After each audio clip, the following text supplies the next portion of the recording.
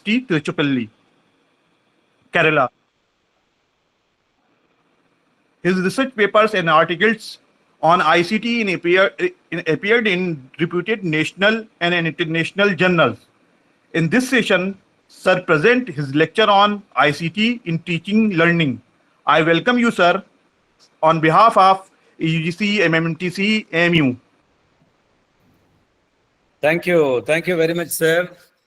A very good afternoon to all of you, the distinguished participants of this NEP orientation and sensitization program.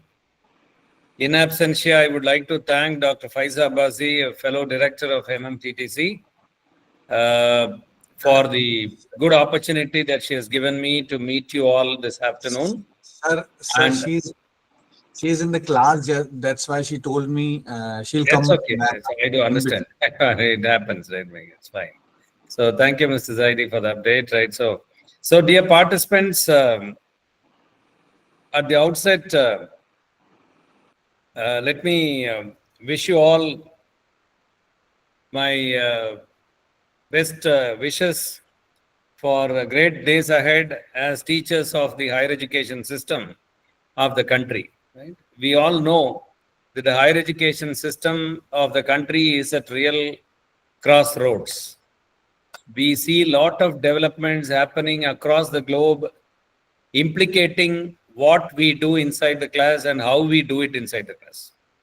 Changes happening in any part of the world are having their influence or impact on the curriculum, pedagogy, testing, evaluation patterns, and everything that we as teachers do. It is in this context that the National Education Policy 2020 has been rolled out as the first educational policy of the country in the 21st century. The past 24 years, we never had a national level education policy. The last one was 1986 and the program of action was 1991. So after that, we didn't have a great educational policy coming up like this. So we expect this NEP document to have very long-ranging implications for the whole education system in our country. And as key stakeholders, as important stakeholders of the system, you and I are going to be heavily implicated, right, in terms of all our works due to this policy. So another 30 years, this policy is going to shape up the education system of the country. So almost another 2 decades plus, you all will be in the field. And so that way, you are all going to teach or be in the career of your profession a larger portion during the NEP implementation days. So it is in this context that a deeper insights into what this NEP holds for you and I is important.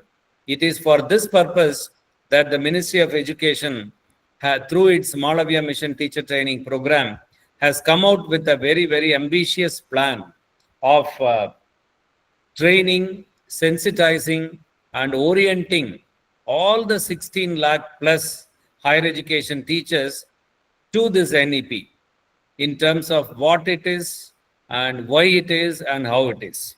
So through these 8 or 10 days, 10 sessions spread over 8 days, you will be exposed to different themes, starting from ICT in education, society and higher education, entrepreneurship, skill development, multidisciplinary education, student diversity, pedagogy, assessment, academic leadership, plenty. All these themes you will be exposed to. So at the end of all these thematic sessions, it is expected that any participant will have a comprehensive view or a deeper insights into the whole national education policy. And I also would like to tell you, my dear friends, NEP is such a huge document. And yeah, Bijoy, Upadhyay, you have any question to ask me, sir?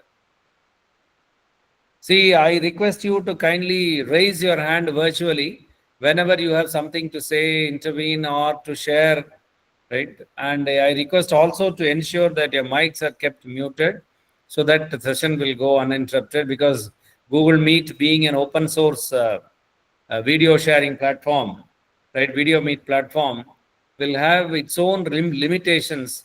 If multiple mics are kept turned on, it will lead to a little bit of disturbance, right? Okay, so coming back to the business.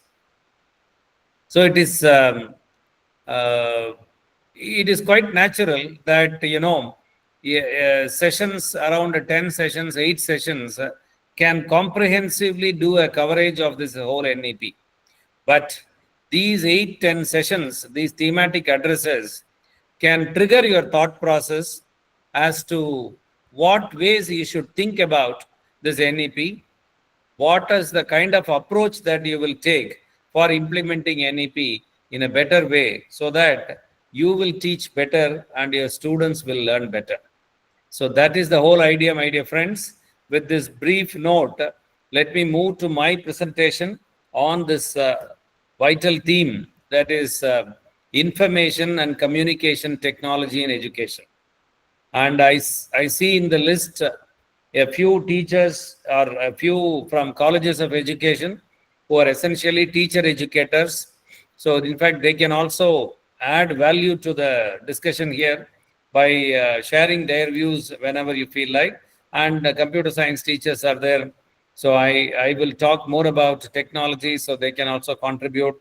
So we can make it really interactive, two-way, right? And it need not necessarily be a kind of a dull and monotonous one-way communication happening here, right? So I would like to know from one of you whether my screen is visible to all of you.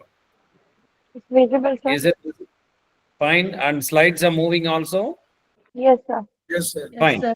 And my audio is clear to all of you? Yes, sir. That's fine. Right, that's fine. So, dear friends, yeah. So, if you look at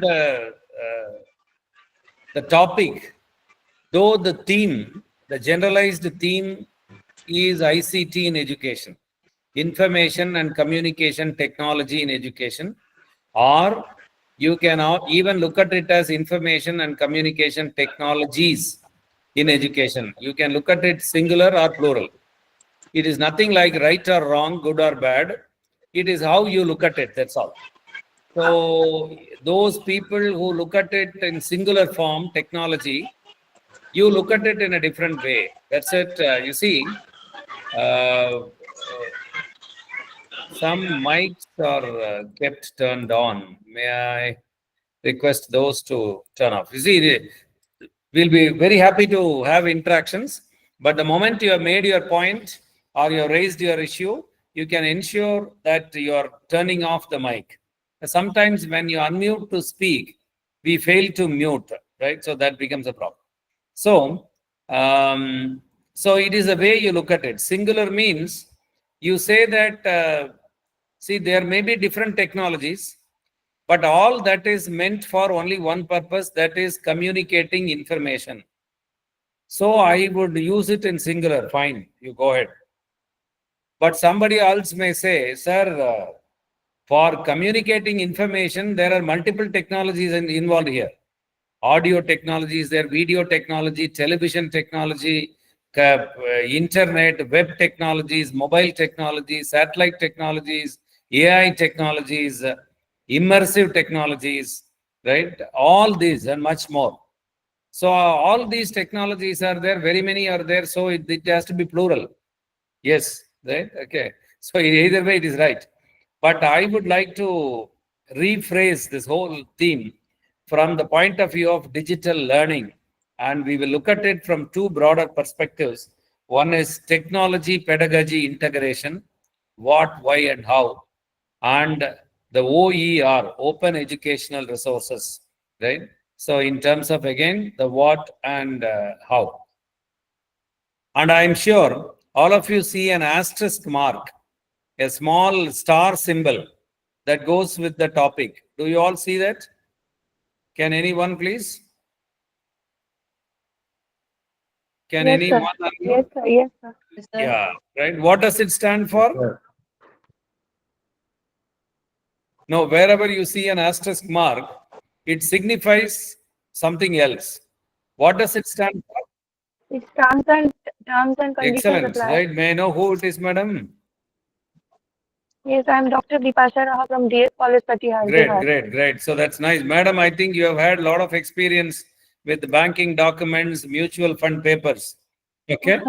Yes, yes, sir. So it is there mostly legal documents, bank papers. Somewhere a small symbol, star symbol will be there, and it will say terms and conditions apply.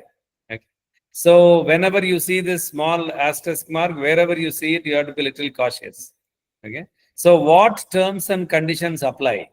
When we talk about digital learning, when we talk about multimedia based learning, when we talk about online learning, mobile learning, e-learning, virtual learning, in a very large country like India, India is a country with huge imbalances in the social, political, cultural, economic lives of people. In such a context where there is wide diversity exists, when we have a talk on digital education, how do we look at it? What terms and conditions apply? There are three things I would like to highlight, my dear friends. One, see, when we talk about the powers of technologies in enhancing learning, by no means we are here to underestimate the role of a human teacher. The first point. Am I making my point clear? See, I am not here. I have been introduced as a professor of educational technology. No doubt, our Department of Educational Technology at Bharathidasan University is the first Department of Educational Technology of the entire country. 45 years back, ours was the first to be established by UGC as in the name of Department of Educational Technology. No doubt. But that doesn't mean that I'm here to say that technologies are superior, technologies are more important, and teachers are inferior, teachers are less important. No, that is not a point. A firm note it.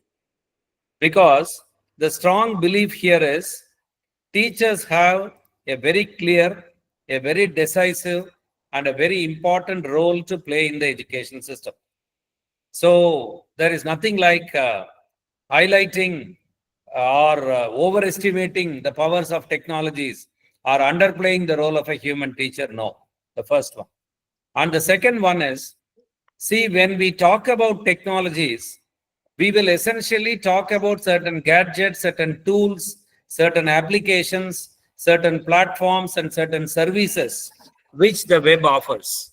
Okay.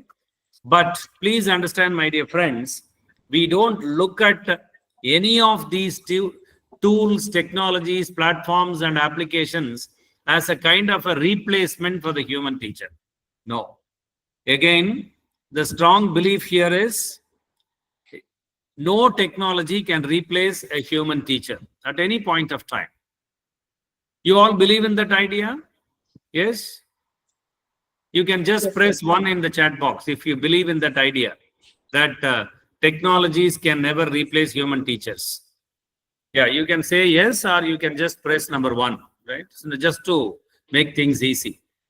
So, yeah, we see Himanshu, Kuldeep, Vipasa, Faridul, right? Kamal, Shukla, many, right? Saying 1. That means you all believe in that idea. Fine. So, dear friends, please understand, when we are very strong in our idea that technologies can never replace human teachers, today, in the context of 21st century education, the discussion, the comparison is not something like a teacher versus technology. Okay, please understand. So it is not that we compare or we put these two factors in a competitive environment. It like a teacher versus technology. No. Please understand, my dear friends, today the focus, the discussion or the comparison is something like a teacher with the technology versus a teacher without technology. I hope I'm making my point clear. It is not a teacher versus technology, but a teacher with the technology versus a teacher without technology. A teacher who accepts technology into the professional work versus a teacher who rejects technology from the professional work. See, when I say professional life, professional work repeatedly, please understand, my dear friends, again, several reports very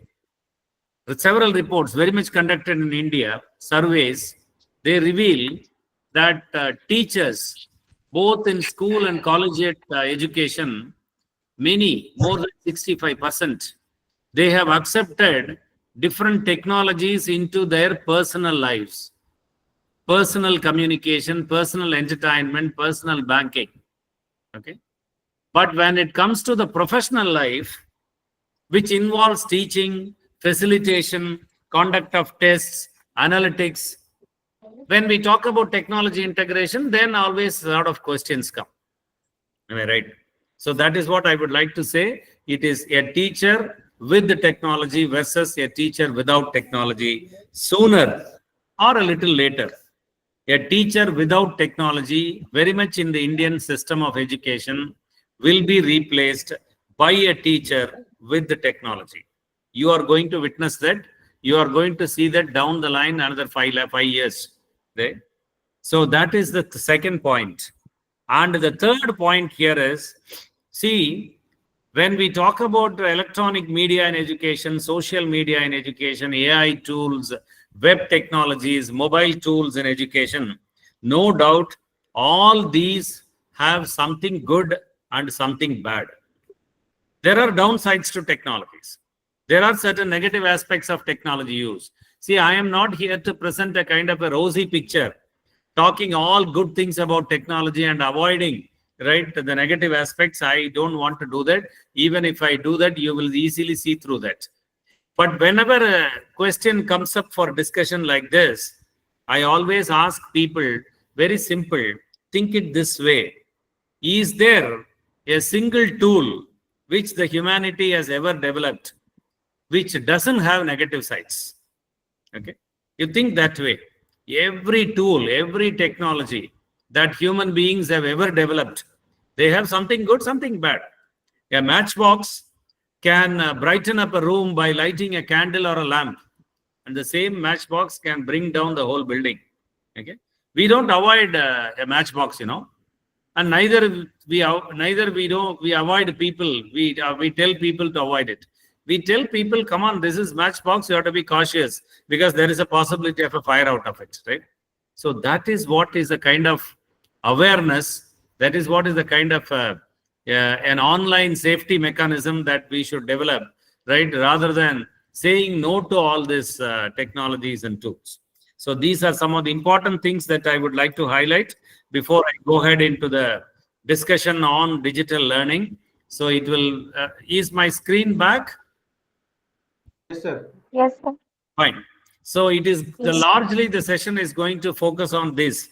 How do we make the learning process more interactive, more participatory, more engaging, more meaningful, more joyful, with the technologies readily available to us for 24/7 access, and with content, media, and resources available to us for free. This is what I'm going to focus more on. Maybe if you have looked at my sentence that I have just spoken, I have touched upon 3 dimensions of technology integration. One, I said, how do we make the learning process more interactive? Sir, does it mean that teaching process is less important? No, it is not the case. But whenever we integrate technology into education, it is always the learning that gets the priority. It is always the learner who gets the priority. I'm sure all of you have heard many occasions terms like e-learning, mobile learning, online learning, virtual learning. I'm also sure that you would not have heard terms like mobile teaching, virtual teaching, online teaching, e-teaching. It is always e-learning, online learning, virtual learning, mobile learning. That I think indicates clearly how technology puts learning first and how technology puts the learner first. Okay, that is the point here. So I said later, how do we make the learning process more interactive, participatory, engaging, involving with technologies available to us for 24/7 access, I said. So all technologies available to us, right? If some of you may, or I see the list, right? Some are from government colleges, right? So far off colleges, rural institutions. Sir, we don't have access to these technologies? There is nothing like that. If you have electricity at home and a mobile phone to recharge, I'm sure you can do a lot of work with technology in your classroom, even if there is no internet connectivity at your home, because multiple technologies are today available. You do your online work at home or wherever network is available, and you make that demo happen here in an offline environment. All these are possible. And the third aspect I said, how do we make this happen with resources, media, and content available for free? So no money involved, no expenditure for the student, no expenditure for the institution, no expenditure for the parent, and no expenditure for the teacher. But with open content, with open educational resources, world-class learning can be provided to our students. So that is the point. We will talk a little more deep about all these things in the days to come, in the next 2 hours to come. And I'm sure by now you would have understood what is this technology pedagogy is all about. It is, in my view, I think you already know as teachers the term pedagogy. Pedagogy is the art of teaching and science of learning. That's how we look at it. Pedagogy is the art of teaching and science of learning. And techno-pedagogy, I will say, is both an art and science of blending or incorporating, right, a variety of digital technologies, tools. When I say a variety, I refer to the wide spectrum of technologies available to you. You as a 21st century teacher have access to different technologies and tools. If you compare yourself with a teacher of 1950s or 60s who had only chalk piece and blackboard, only white chalk and blackboard. All teachers had the same tools. Okay.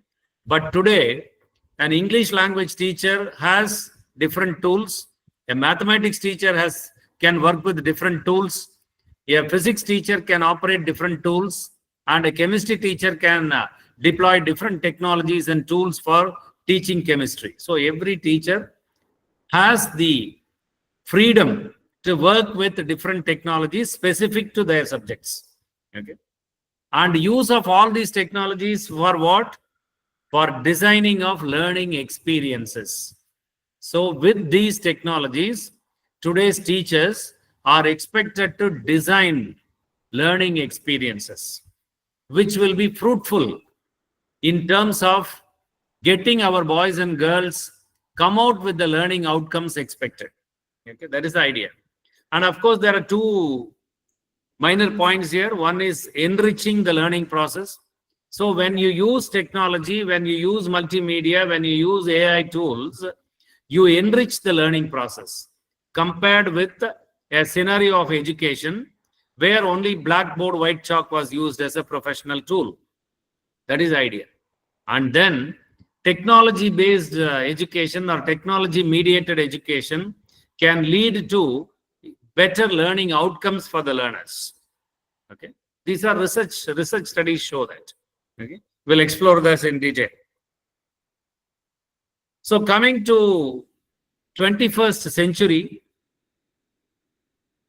I think, of course, this is just a minor point, an introductory point. I need not spend more time. But I request you to realize one thing, that 21 is not just a number here. 21st century is a huge concept, and 21st century as a technical term is getting prefixed to many expressions. For instance, we have expressions like 21st century banking practices, 21st century industrial practices, 21st century corporate world, 21st century hospital systems, 21st century medical processes, 21st century learning, 21st century sports techniques, all this. Okay? And 21st century is often interpreted with all these terms. It is called a computer era, it is called an information era, it's called a knowledge era, it is also called the digital era. And I think these terms are self-explanatory. Computer era, why? See, I see some 100 and, what is the number here? 146 participants. So each one sitting with a computer. In one form or the other, it may be a computer, it may be a desktop PC or a laptop PC or a tablet PC or even a mobile phone. Sometimes if you are sitting with a laptop and a mobile phone on your table, you are sitting with two computers, I will say, because your smartphone can outperform your desktop PC or a laptop PC, right? So that way it's all computers in one form or other. We call it as an information era. Simple reason, today's world is a world flooded with information. 24/7, huge information is flowing into your lives. And there are three aspects of information flow. One is the speed, the other one, the volume, and the third one, channels. Huge information is coming, and huge information is made available to people through unlimited channels. Newspaper, magazine, television, radio, YouTube, Instagram, WhatsApp, every media platform is a kind of a doorway, right, to acquiring information. And speed, unprecedented in the human history, right? We see, right, huge information, right, flowing as things happen, live, right? Okay, things happen. So this is why it's called an information era. We call it as a knowledge era. I am not going deep into this concept because this is a 45-minute talk separately. Knowledge era, knowledge in the knowledge era, knowledge workers' roles, and knowledge age education. I am not going deep into it, but I would direct your attention, my dear friends. If you go to Google sometime during the tea break, right, and give on Google search some keyword like 21st century learning, right? This is the keyword. Just give it on Google and search. You will get a lot of literature, PPTs, PDFs, videos, audios, plenty you will get. And maybe somewhere in the first Google search page result, you will get one document. The document's title is the same, 21st century learning. And the author or the lead author of that whole article, whole book, or it's a report, it's not a book, it's a report, is Richard Riley, R-I-L-E-Y, Richard Riley. Richard is the regular spelling, R-I-L-E-Y. You will know a lot about education in the knowledge era, which I am not going deep into. Coming to the digital era, what is so digital? I hope all of you see some images on the screen. Can you? Yeah, Yes, I sir. think you can interpret the word digital from these images that you see. What is digital all about? It's a binary code, sir, 0, 1. Yeah, as you see, madam says it's binary. It's a very technical term. So to use a common man's term, it is zeros and ones. Okay. So that is the language of communication with all these technologies. In your mobile phone, right, when there is a call, you swipe towards red to reject a call. Swipe towards green to accept a call. It is 0 and 1. Red is 0 and green is 1. Same thing, right, that applies here. Right, okay. So that is how I will say. And are there friends from English departments here?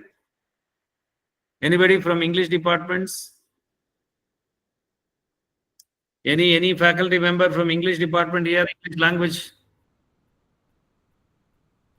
Anyone? Nobody is from English language literature. Okay. That's fine.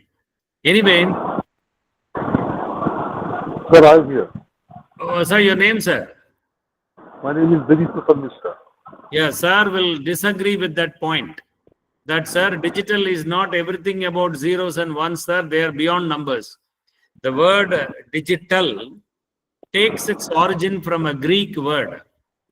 You know, the Greek word digitus, digitus, means fingertips. So any of these technologies which you operate with the help of your fingertips, they become digital. And there are both the answers are right, because they are basically functionality is binary code and they are manually operated, right, with the help of the fingertips. So it becomes digital both ways.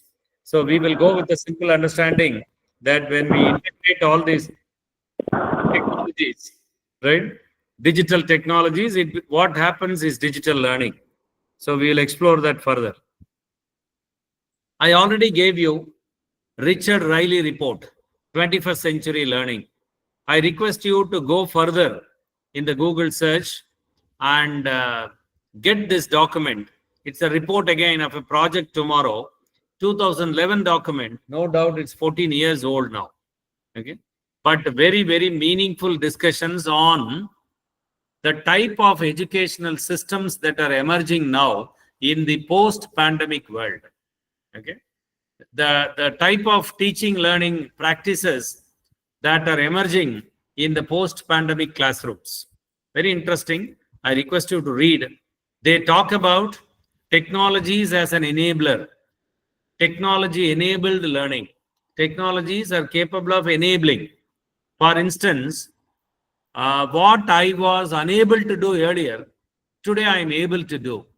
For instance, about 15 years back, if Dr. Faiza and their team have invited me for a session at Aligarh Muslim University, I had to take a flight from here to Delhi, then travel there and then handle a session there live, face to face. Am I right? And all of you have to be there in Aligarh Muslim campus.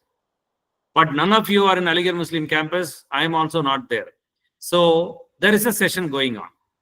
This I was unable to do earlier.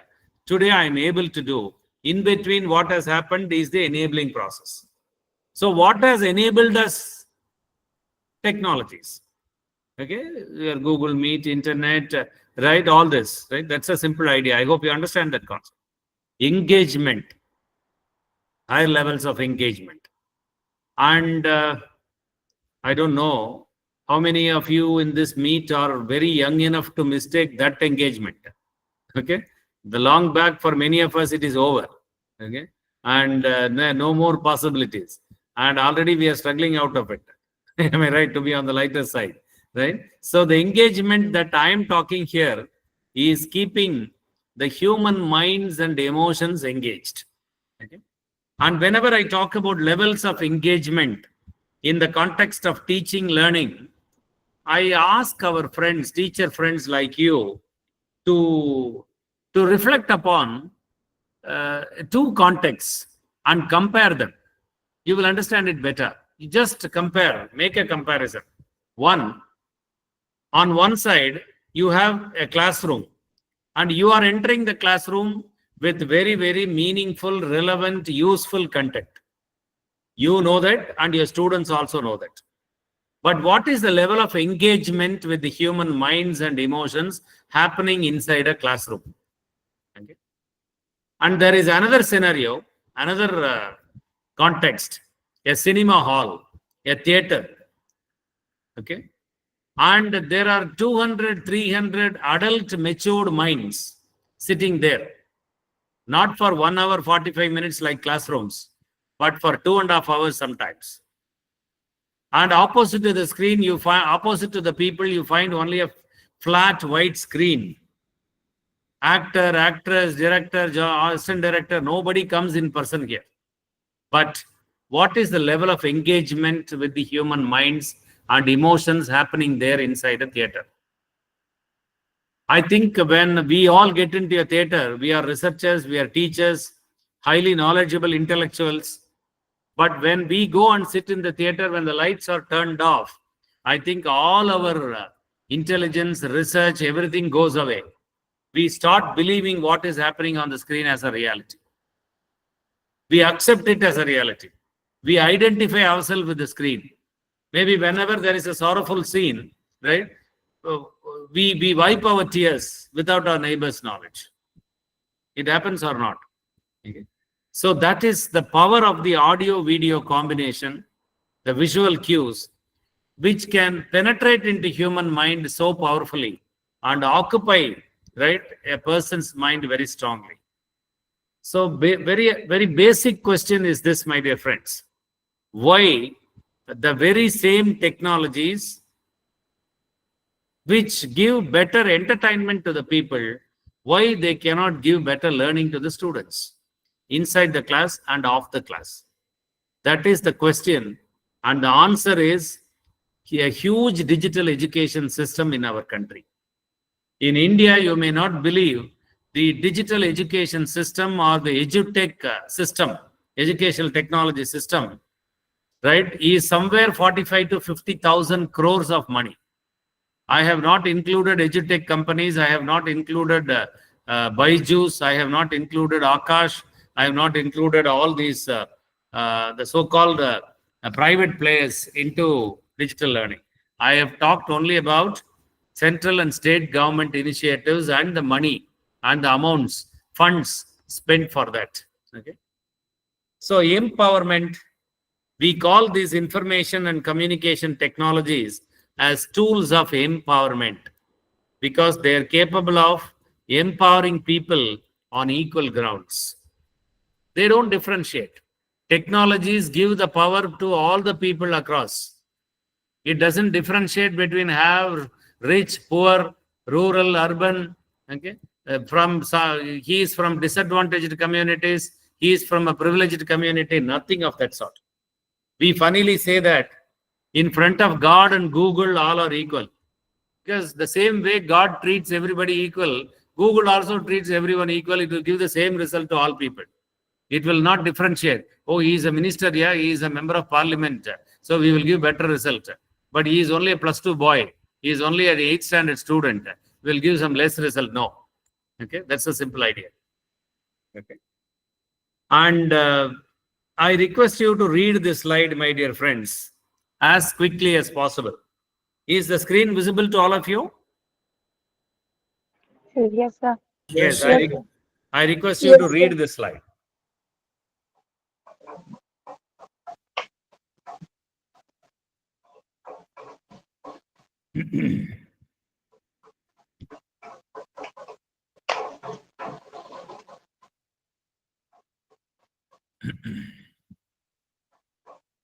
So I'm sure all of you have simply skimmed through this whole quote and got the central message.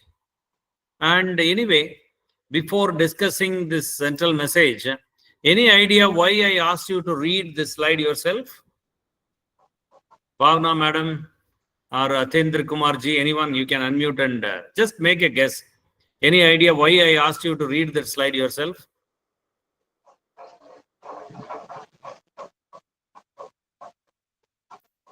Yes, madam. Bhavna madam, you have unmuted. You can speak. Sir, as I understand that if I will read myself, so I can, it can go to the mind and penetrate from my own voice, and Excellent. I can better learning. Fine, excellent. That's a very meaningful answer. No doubt, More right? attentive But, will read ourselves. yeah, yes, Dr. Yogita again, right? Great, right? Okay. Very nice, of course. Highly intellectual responses. But I would like to highlight one technical aspect of this. You see, all of us make PowerPoint presentations, am I right? So online sessions, seminars, presentations, workshops. Please remember, my dear friends, while making PowerPoint presentations, there are two important rules which you must carry in your mind. Okay. One rule is you can never have a complete paragraph like this copied and pasted on a slide. This is a rule. If you just copy one full paragraph or even a complete sentence ending with a full stop, you copy and paste on a slide, it is against the rule. And whenever you have a rule, you have some exemptions also. This is an exemption. What is this? This is a Quote of This is the Samuel quote. Yes, excellent, exactly. These are the words of somebody, Samuel May. And that is why I put them within double quotes. And I have no right to edit it as I like. Okay? So I put it as it is. And the second exemption is a definition. A definition can by all means be copied and pasted ending with a full stop. Otherwise, in all other places, ideas have to be broken down into points, and the points have to be expressed in broken form and used and shown only with such bulleted points. Okay. After all, it is a PowerPoint presentation. It is not power paragraph presentation. Right. Okay. So it is PowerPoint. So it can have only points. Okay. And we are supposed to present the points. Okay. And please understand, icons, symbols, arrows, images, anything is okay on the slide, but never a complete paragraph like this. Okay. And the second rule that you have to remember is, I don't know how many of you did it, but I did it when I was a PhD scholar. When we used to go for presentations, some conference workshop, we will carry some 20 slides, each having 2 short paragraphs. We will run the slide and start reading slide after slide, including thank you slide. We will read and get out of the podium. Okay. So that was a different presentation. You know, we funnily call that as PPT sing along syndrome. Okay. It's a very bad syndrome that affects academic presentations. Okay. So I request you to kindly avoid that. Right. Okay. Okay. Right. So reading slide after slide is not a good practice. And when I have presented the screen to you, you can read it yourself. Why should I give a voiceover for that? Okay. So important things.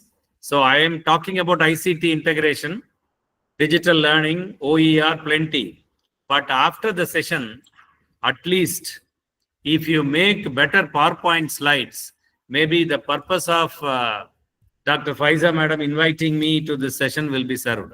Okay. So kindly make better slides, right? And make impactful presentations, right? That's it. Okay. Coming to the business of discussion.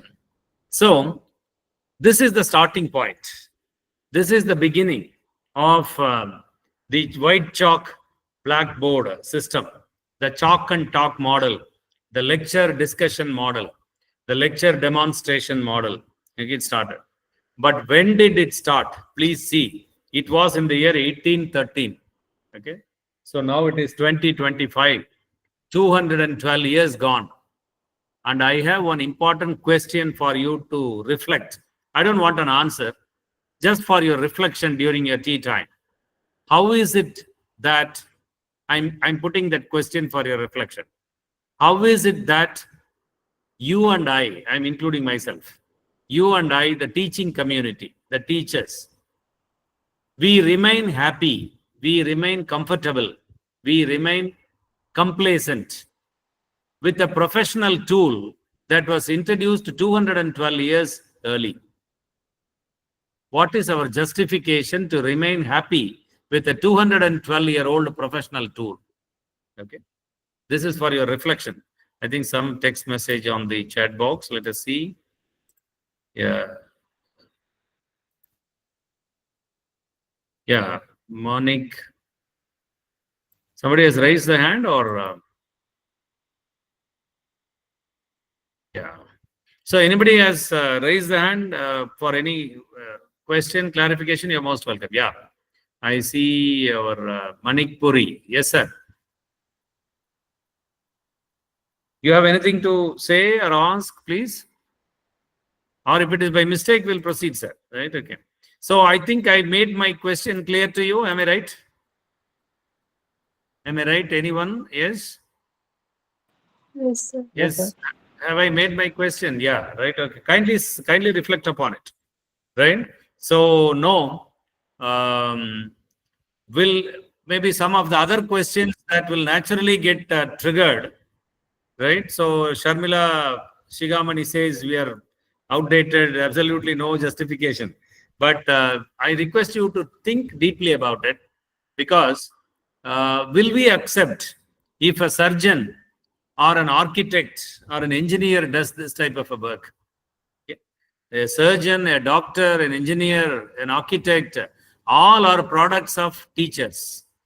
But how is it that teachers remain stuck with the 200-plus-year-old tools and technologies? See, my dear friends, again, it is not to be taken wrongly as I am here to talk anything negative about the blackboard use. No, I am never a person to do that. I know that a blackboard is a good tool, provided the teachers know, right, how to exploit the power of this tool. But all that I want to drive home, the point that I want to drive home is this is time for 21st century teachers to think of newer tools for a new environment of education. That is the idea. What are the tools? All this and much more. And I have put certain tools and technologies in red color here. MOOCs, OER, Educational Cloud, Web 2.0, 3.0, mobile apps, AI, VR, AR tools, intelligent learning environments. All these I have put in red color because for any of you in this meet, including me, they are red alerts. They are real red alerts. Okay. If we just ignore the red alerts and go ahead in our own ways of teaching, right, as we have been doing it for the past 10 years, I'm sure we are taking a big risk in the days ahead. That is what I would like to highlight, right? Okay. So all these, again, please, my dear friends, please understand my intent. That is not to talk anything negative about the blackboard, but to highlight that point that this is time for newer tools. Okay.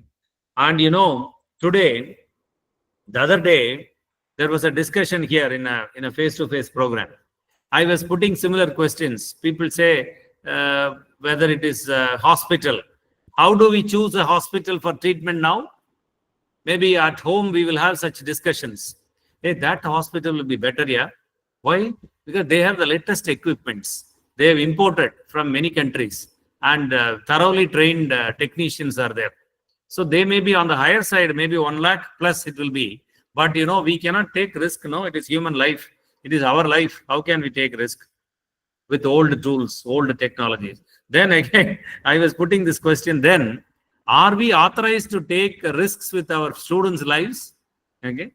Are we teachers authorized to take risk with our students' lives using the same 100-plus-year-old tools? That is the question I was funnily asking. So coming to the business again, dear friends. So massive open online courses, OER. OER, I will talk more elaborately, 5:30 to 7, open educational resources, educational cloud, cloud-based education. See, dear friends, I would tell you, don't get baffled by all these technology terms. They are very high sounding, but you can have a very practical, you can have a very layman's approach to all these things. For instance, Atendra Kumar ji, you may think that what subject you teach, sir? Chemistry. Chemistry.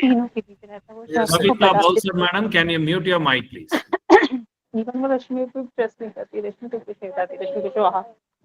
Okay. So Atendra Kumar ji, he says he is a chemistry person.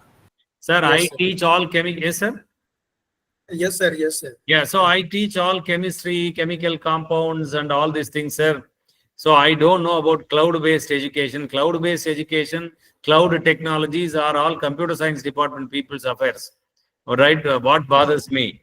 But please understand, sir, Atendra Kumar ji, I'm sure you are using a Google account. Am I right? Yes, sir. A Gmail account. A Gmail account is Gmail essentially a account. Google account. And a Gmail Gmail or a Google account is essentially an account to access the Google Cloud. Okay. Yes, sir. And all the applications that are there on Google Cloud, you have access to.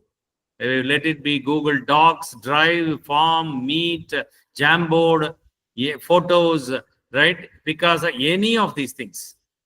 So if you use any of these tools available in Google platform for facilitating learning to the students, you are using cloud-based education. You are practicing cloud-based education, right? Yes, So that is how we will take a very, very common man's approach. Let us not bother much about the technologies behind these tools. That is not our botheration. See, our objective is to drive the car, not to become an automobile engineer. Right? I hope I'm making my point clear. Right? We as teachers of the 21st century are expected to use some technologies and platforms. And if there is a problem while driving the car, we will go to a mechanic. We will go to an automobile engineer. Similarly, if you experience a problem, you call a computer science faculty member and ask him or her, come on, can you troubleshoot this problem? I have a problem here. Can you help me? That is the way. Right? So that is what I would like to highlight. And Web 2.0, 3.0, I funnily say, if you know Web 3, Web 4, Web 2, all this, it is good. Otherwise, it is very good. Okay. If you know it is good, otherwise it is very good. Okay. See, please understand, you never knew when you were in Web 1. You never knew that. And you also never knew when you moved from Web 1 to Web 2. Okay. But it has already happened. I would give you a small example. Maybe Dr. Bipasa is there. Are you there, ma, Dr. Bipasa? Yes, sir. Yes, Dr. Bipasa, what subject you handle, madam? Physics. Physics. So let Yes, us say Dr. Bipasa was sitting in front of a computer sometime earlier to watch a YouTube video. She clicked to open a video related to her subject or something related to some fashion or cookery or sports or health, something. And that screen said, some plugins are missing. You will have to update your browser. Your audio video plugins have to be updated. Only then the YouTube video will play. Okay. You know, what naturally we will do? We will, and it will say, would you like to upgrade? Yes, say upgrade, right? Okay. We have upgraded. And the video opened, she watched and went away. But did she realize that she was moving from one generation of video sharing to next generation? No. Okay. Similarly, your WhatsApp. Okay.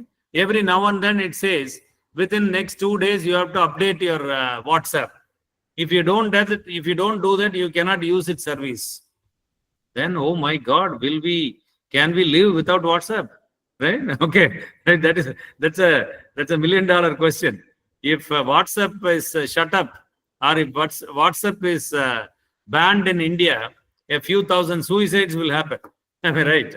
Okay. So immediately, oh my God, I cannot live without WhatsApp. Yeah, so let me upgrade. So you are moving from one generation to next levels, right?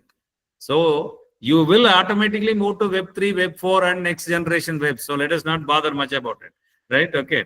So that's it.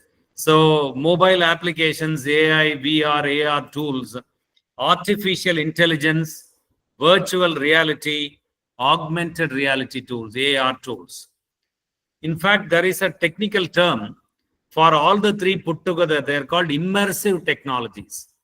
Immersive technologies, because these technologies are capable of giving you an immersive learning experience or an immersive entertainment experience, right? So that is a kind of an experiential learning or experiential entertainment they can give you, right? So when you play a virtual reality game, you become a part of it.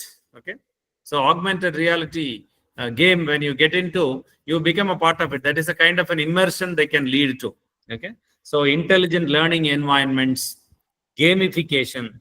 So learning environments will be infused with a lot of artificial intelligence, and they can generate content, they can curate content specific to a learner's style, learner's levels, and learner's previous level of knowledge. Maybe before we wind up for tea at 5 o'clock, I would just give one brief example here so that you will understand the implication of AI in education. For instance, we have Dr. Bhavna, Dr. Bipasa, Dr. Yogita, Atinder Kumar, right, Kavita Bowser. So let us say these 5 people, Bhavna, Bipasa, Yogita, Atinder Kumar, and Kavita. Let us say these 5 people are all in a particular classroom in a traditional mode of face-to-face education. Okay? And if all of them are sitting for a class 4 to 5, right, today, what will be the learning experience they will get?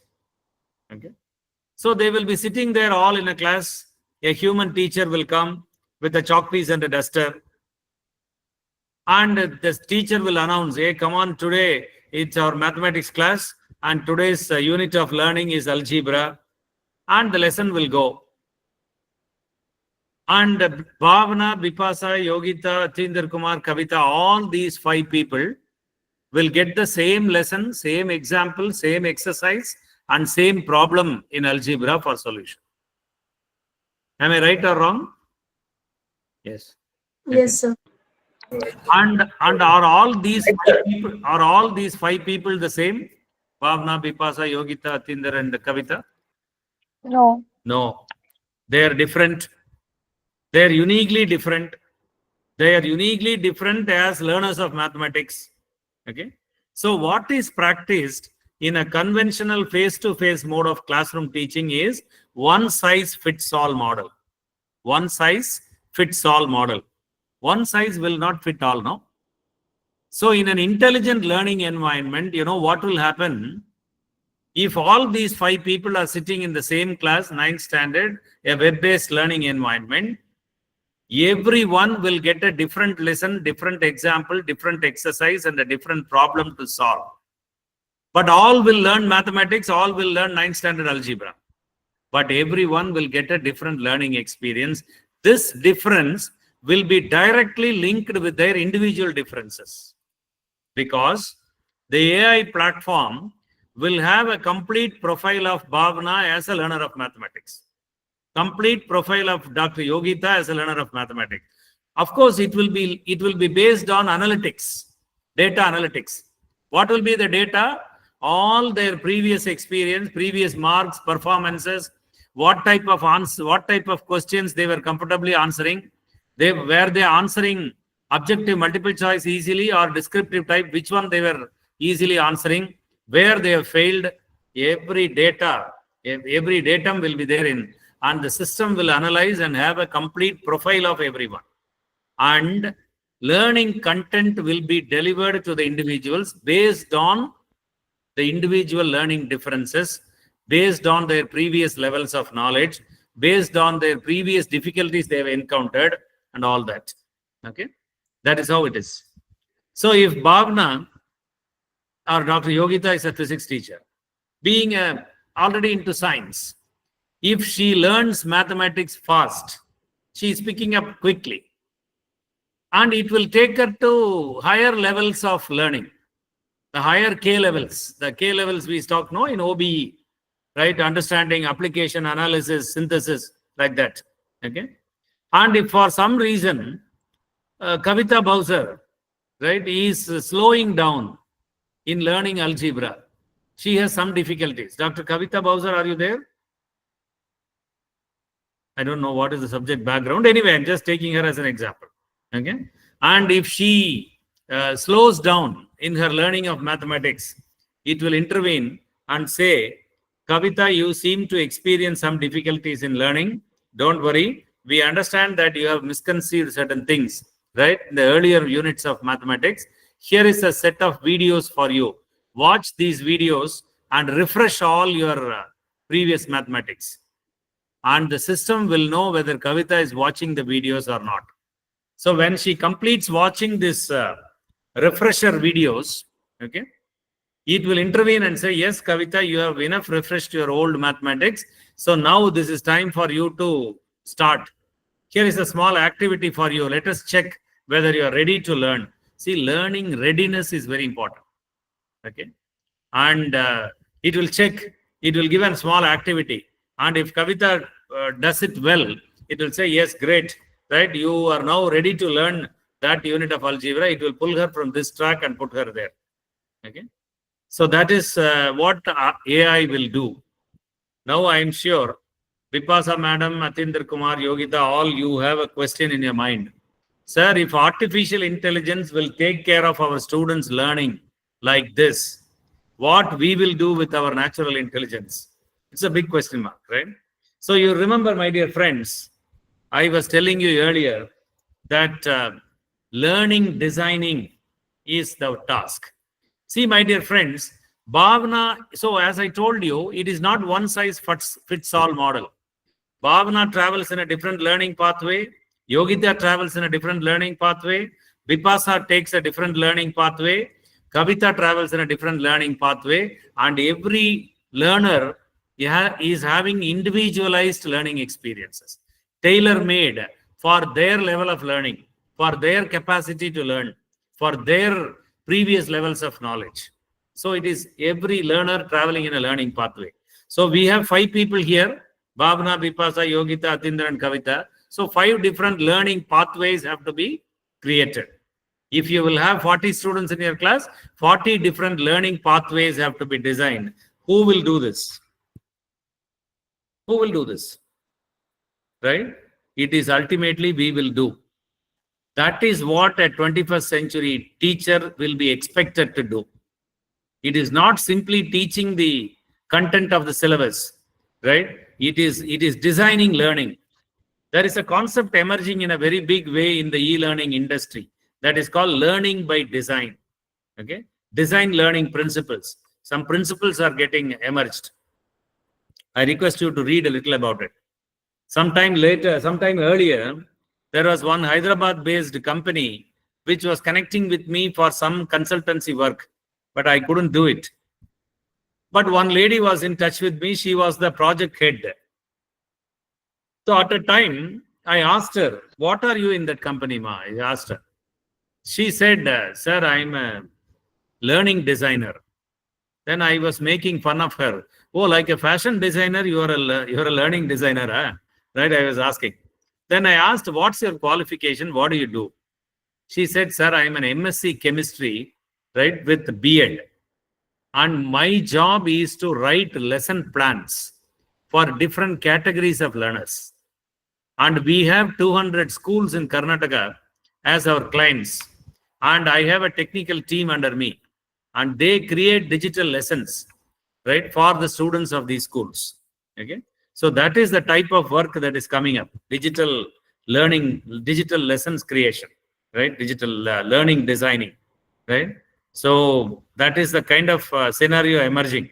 So I request you to kindly think about it. So now, before we break for tea in another 10 minutes, I would just spend a little time on the impact of the new media on the education system and a little thoughts about digital learners. And then post tea, I think I will not talk much about theories and other things, concepts. I will take you to certain demos of online open resources. That is what I intend to do. Okay. So coming to the term new media, by the way, the term new media can have different meanings, but in the context of our discussion, we refer to the WWW. WWW stands for World Wide Web. World Wide Web. Excellent. Web. Yes, Dr. Yogita, you're excellently right. But I would tell you, my dear friends, you can re-look at WWW as whatever, whenever, wherever also. Right? Because after all, right, it can give you whatever you want, whenever you want, and wherever you want. Because with our mobile internet access, right, everything is available everywhere. Okay. So, and you know, these are the 4 M's of an education system, the 4 pillars. When I say the pillars, materials, methods, media, and men, distinguished women participants like Yogita and others, please don't mistake, there is no gender bias here in my language. When I say men with a capital M, it includes women also. Okay, right? So when we say man is mortal with a capital M, it includes women also, no? Women are not immortals, no? So that is how we look at that. So materials, methods, media, and men. So if you make some small comparisons, materials, what materials we used when we were in 8th standard? What material our boys and girls use when they are in 8th standard? Our neighborhood children, our own family kids, right? What technology they are exposed to. So the learning resources are technology mediated. Methods. When we talk about methods, we have to talk about two methods. Methods of teaching, methods of learning. And reports say methods of learning are revolutionary changes are happening. Methods of learning are undergoing revolutionary changes very fast. And methods of teaching do not have such changes happening at all. They go on to explain it is because changes are brought in by the learners, so learning changes. And changes are not brought in by teachers, so teaching does not change. Probably because, again, the reports say, teachers seem to be happy in their comfort zones of chalk and talk model. Okay. See, we talk about problem-based learning, scenario-based learning, flipped model, blended learning, game-based learning, right? Task-based learning, activity-based learning, active learning methodology, plenty. We talk about all this. But when it comes to implementation, you just tomorrow morning, you go to your college, take a walk around, observe 20 of your own colleagues, at least 15 of your own colleagues in their classrooms, you will see chalk and talk model going on, lecture demonstration going on, lecture discussion going on. So that is it. So we'll have to think of that. And media, see, when we say media, learning media, or electronic media for education, please understand, my dear friends, we have a small problem in understanding the implications of educational media here. Because most of us here, we are born and brought up in a print media culture. Am I right or wrong? Yes? Yes, sir. Yes. Most of us, almost all. In fact, our parents also belong to a print media culture. Maybe our grandparents, great-grandparents, they belong to an oral media culture. Because in those days of the Gurukula system, the Guru spoke and the Sishya listened, that's all. It was all oral. It was talking, listening, that's all. Maybe later only, talking, listening, writing, making notes, workbook, all these came. And we belong to that print media culture. But our sons and daughters, our future generation, they belong to a digital media culture. Their lives are deeply immersed in digital media culture. They speak a digital language which we cannot understand or which we cannot speak. That is the disconnect.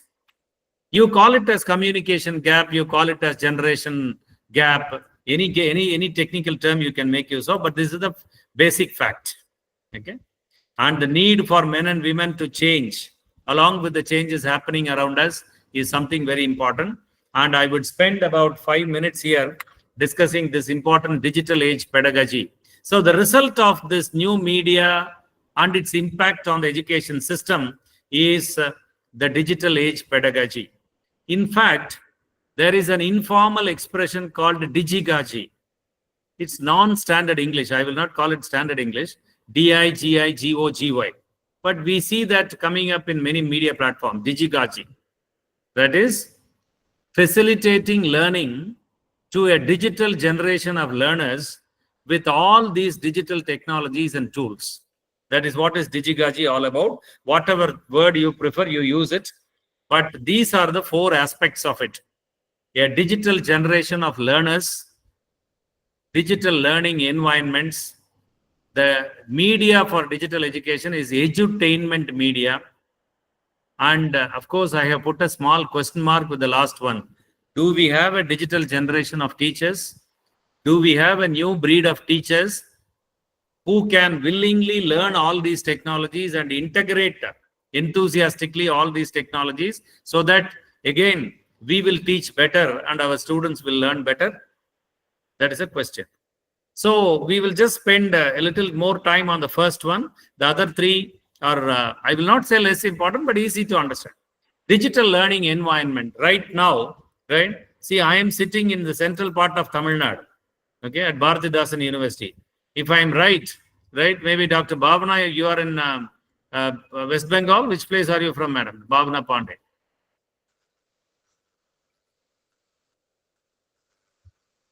So it's Uttarakhand, Pantnagar University. Yeah, so she is in Uttarakhand, right? Uttarakhand. And Atinder Kumarji, you are right?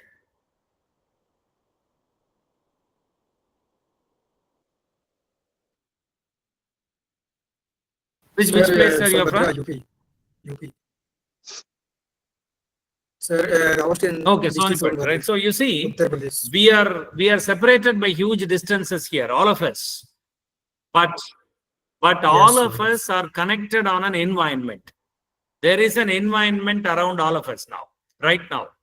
So that is what I call as a digital learning environment. Because why it is digital? Because it is internet based, it is some digital media based, some Google app based. So it becomes a digital learning environment. Okay. And when it comes to media, we use a hybrid expression, edutainment media. Education and entertainment together. It's a hybrid expression. Okay. So it is edutainment.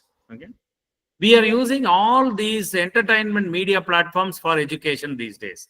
Television, video, cinema, gaming platforms, right? And all these media platforms for entertainment, primarily meant for entertainment, we are using them for education. So that is how edutainment media, I already talked about digital generation of teachers. Coming to digital generation of learners, I will take 4 or 5 minutes at the maximum. I will not take much time here because we can go on and on talking. The digital generation of learners, very important to discuss. Why? Because we say our education system should turn learner centric. If you have to bring down the whole NEP in a single expression, it is learner centric education. If you want to bring down or reduce the whole NEP into a single expression, it is learner centric education. So, but without knowing who is your learner, how are you going to make it learner centric?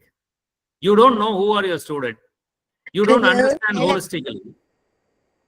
Then how do you make it student centric? That is why we need to understand a little deeper. So, so coming to digital generation of learners, I will introduce you to one person. I'm not going to do beyond this. There is a writer, Mark Prensky, a very celebrated writer, a great thinker, a thought leader, where he is known for his very, very path-breaking writings. One of the articles written by him is Digital Natives, Digital Immigrants.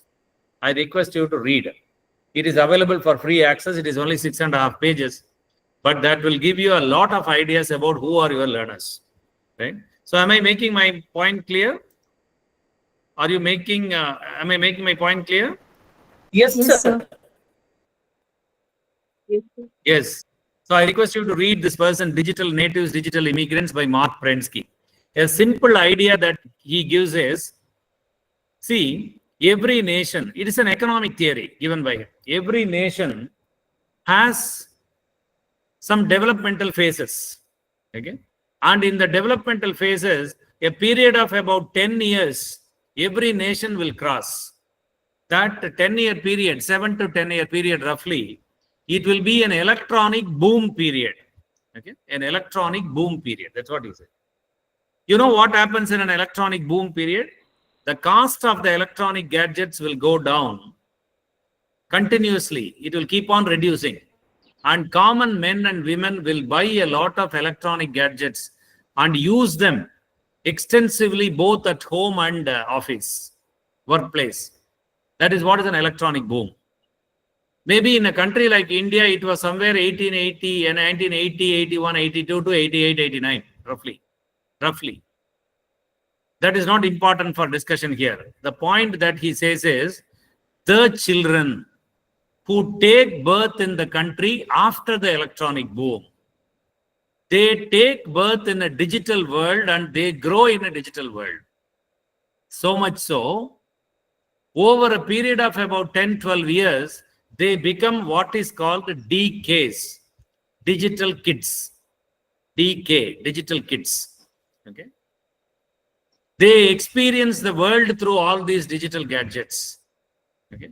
And he says the real problem of this phenomenon is in a classroom, you will find every boy and a girl a digital native child.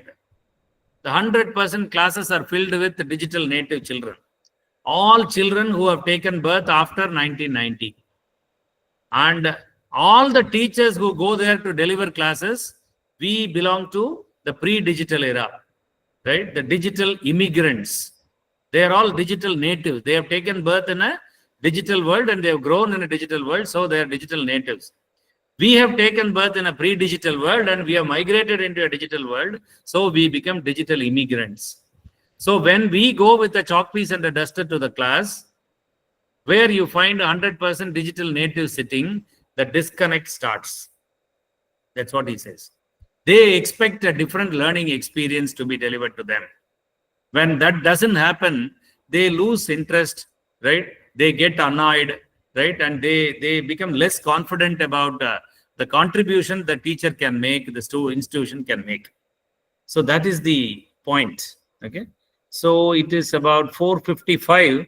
So I would just take another 4 minutes, right? By 5, we will stop for a break and then we'll continue with OER demos. Some of the ideas Mark Prensky gives, I would like to highlight with the help of some funny pictures. Are you seeing a funny picture on the screen?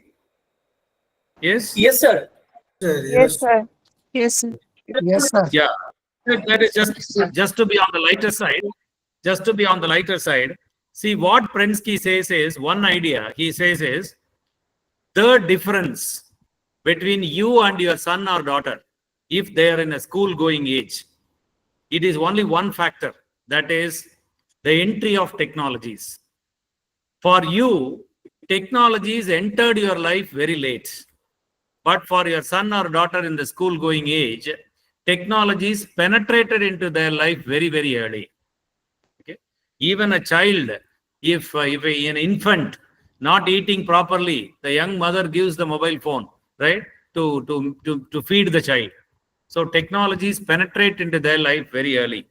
And the early entry makes a lot of difference in their behavior, in their personality. Prensky's ideas. Okay? Look at this, how babies will be born in future.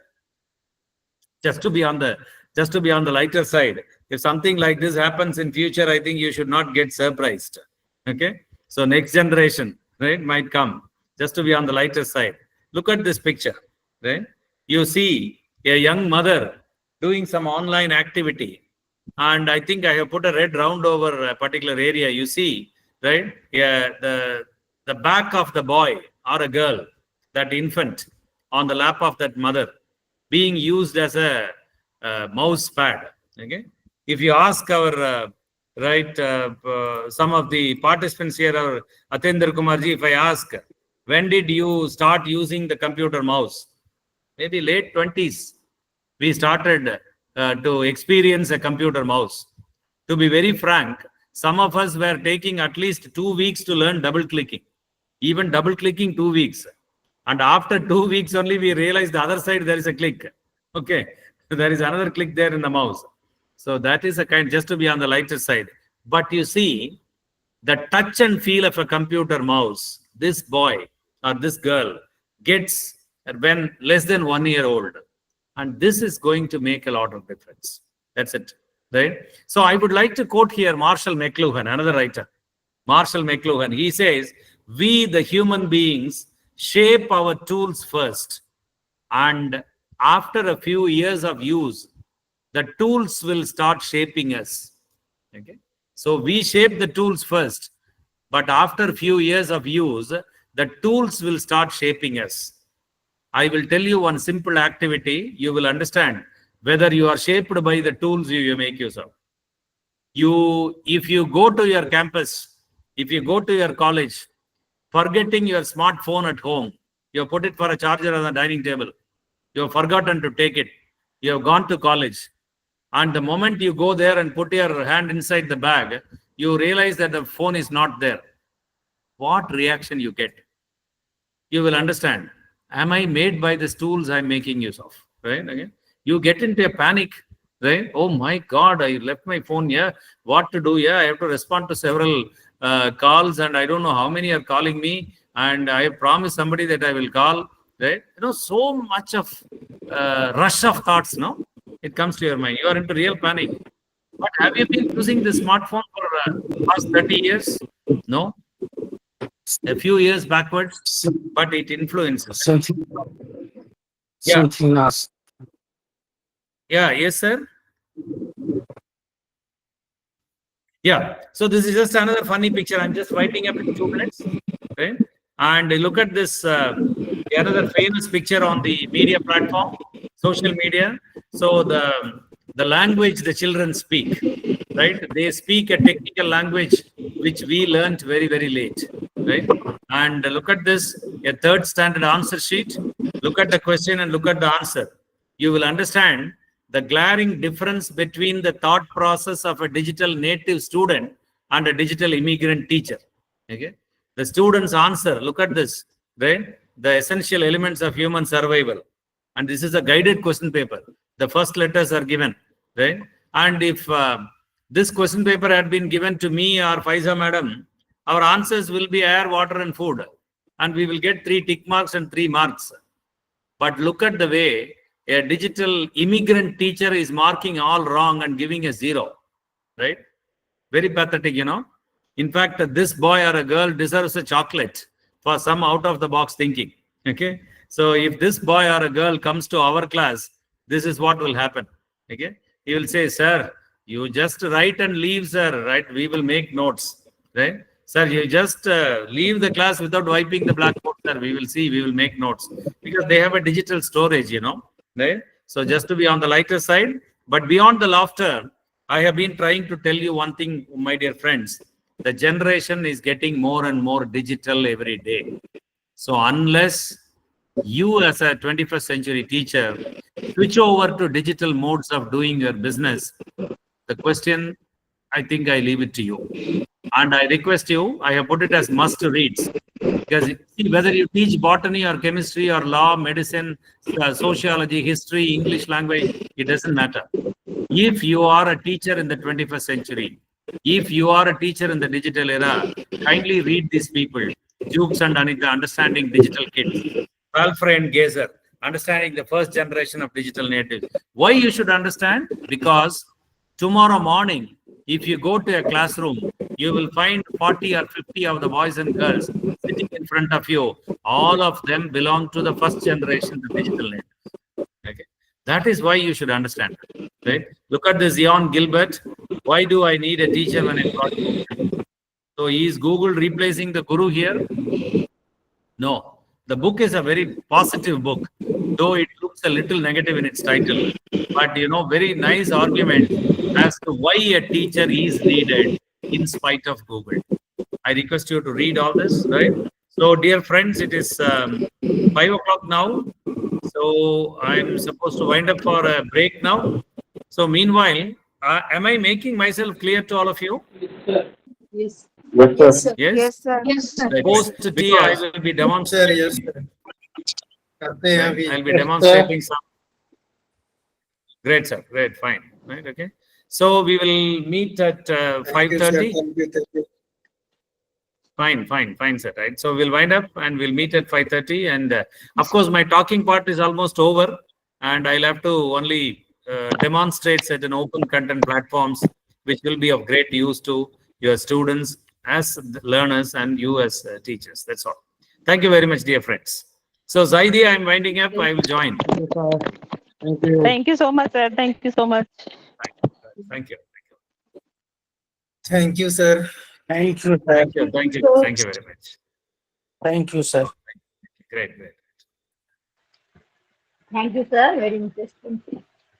That's yeah. Yeah. You're Thank all you, welcome. sir. You're all Thank you, welcome. sir. Fine. Fine. Yeah, fine. Fine. Fine. You're all welcome. Thank you, sir. You're all welcome. You're all welcome. Thank you.